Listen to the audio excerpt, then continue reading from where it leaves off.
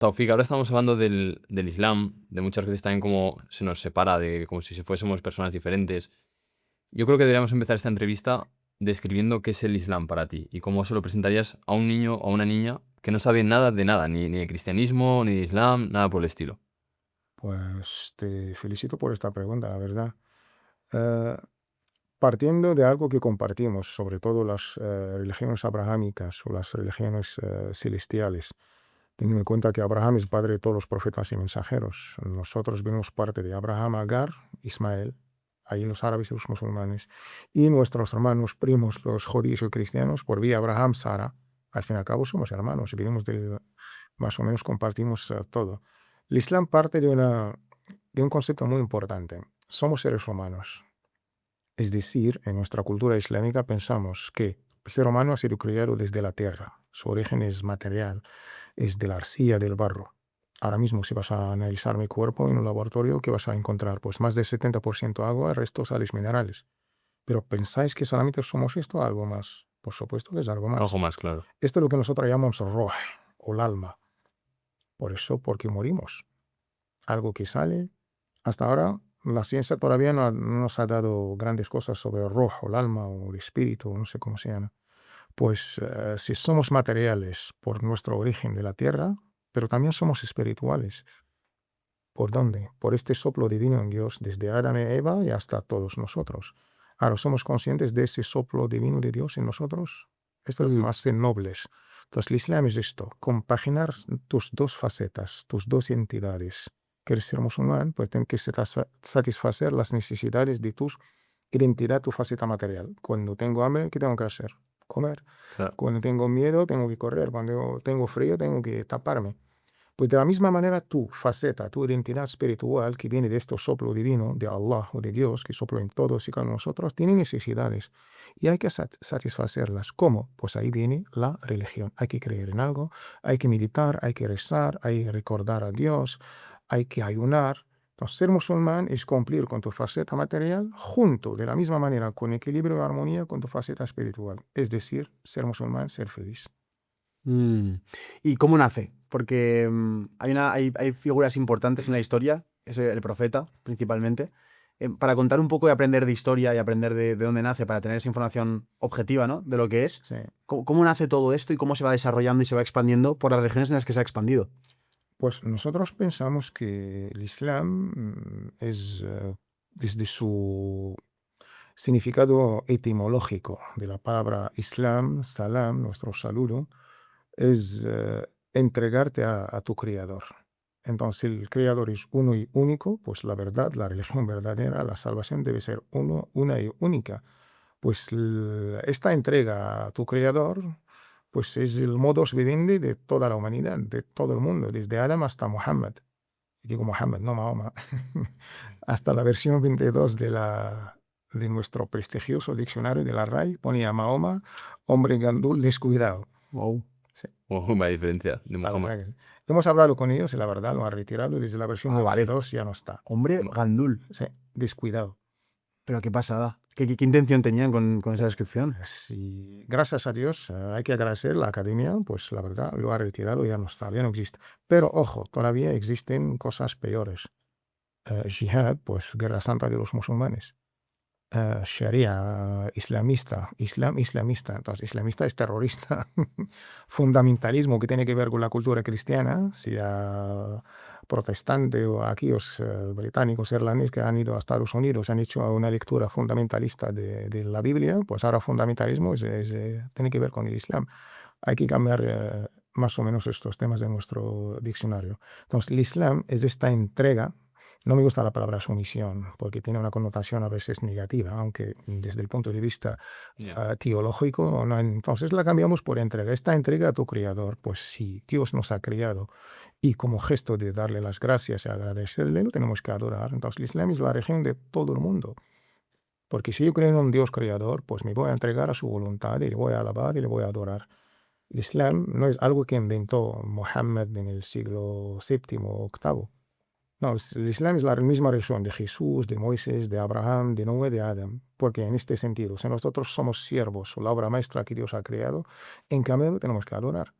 Pero por la pregunta, si tú te refieres a quizás un concepto histórico, este desarrollo islámico desde Adam, Noé, Abraham, Moisés, Jesús, pues el Islam, más o menos en su faceta histórica tardía, podemos hablar desde el siglo VII, más o menos, con la llegada del último profeta y mensajero. Nosotros pensamos que Dios ha creado esta humanidad y no la va a dejar sola, sino la tiene que guiar a través de enviar de vez en cuando profetas o mensajeros. De los primeros, pues profetas tenemos a Adam, mensajeros tenemos a Noé, y como todo inicio debe tener un final, Mohammed, la paz y todos y cada uno de estos nobles profetas y mensajeros es el último. Pues el último desde el punto de vista histórico cronológico, pues estamos hablando del siglo VII más o menos. Muhammad fue el último profeta que ha estado en la tierra. Tenemos un texto que nos da, arroja un poco de luz. Nuestro amado y querido profeta y mensajero Muhammad, la paz sea con él, dice que durante la historia de la humanidad Dios ha enviado 120.000 profetas y 314 mensajeros. ¿Has dicho 120.000 profetas?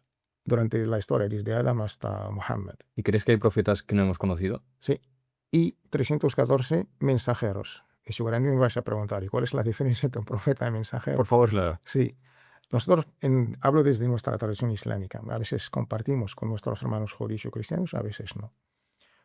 Pensamos que un profeta y mensajero son dos hombres que han sido escogidos por Dios para guiar pues, un pueblo.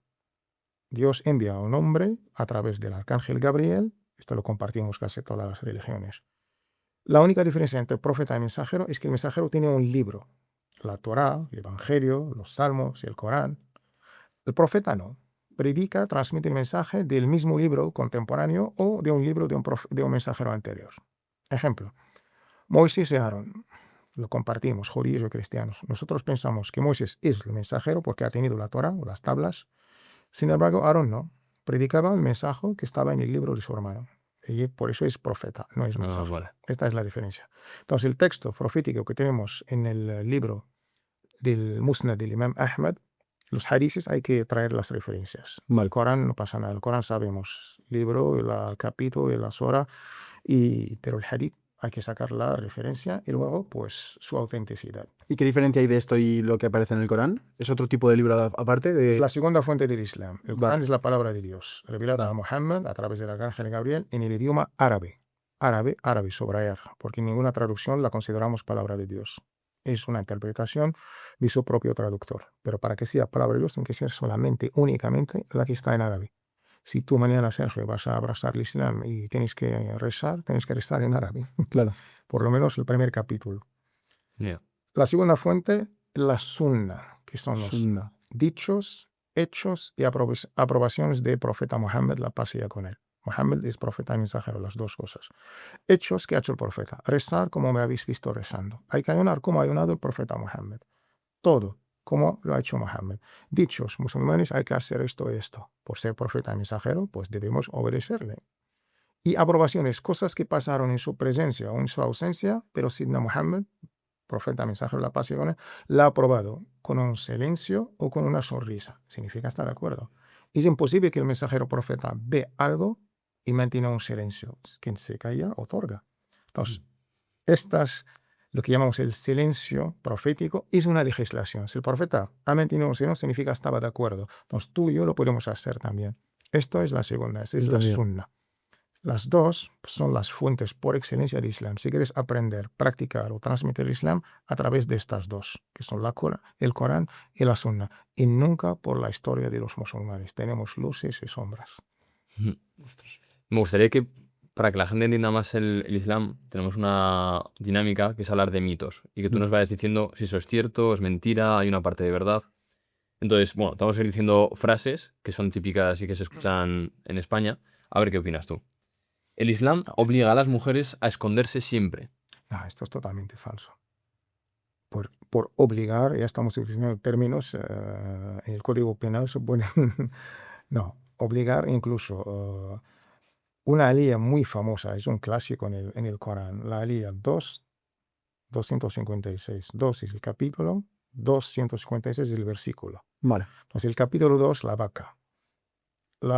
Alía o versículo 250 dice lo siguiente: La ikraha fid-din. No hay coacción en tema de fe, adoración y práctica.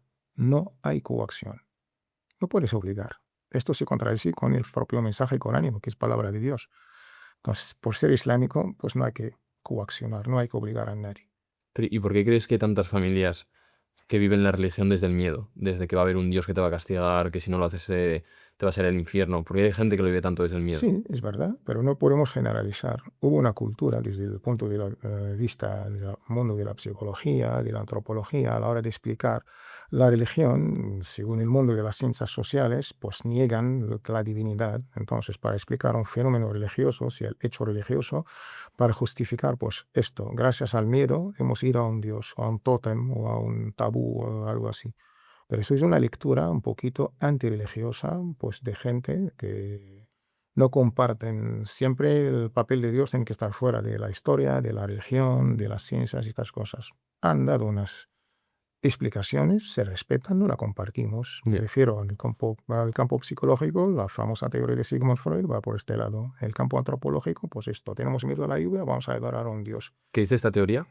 Pues esto, por el miedo. Ah, vale. Claro. El miedo es el resumen más o menos de la idea de existir un Dios, pues responde a un miedo. Ya. Pero esto ha quedado más o menos en el ámbito académico científico, ya pertenece más o menos al museo de la historia. Hay otras teorías, por supuesto, sobre el hecho religioso en todas las grandes religiones.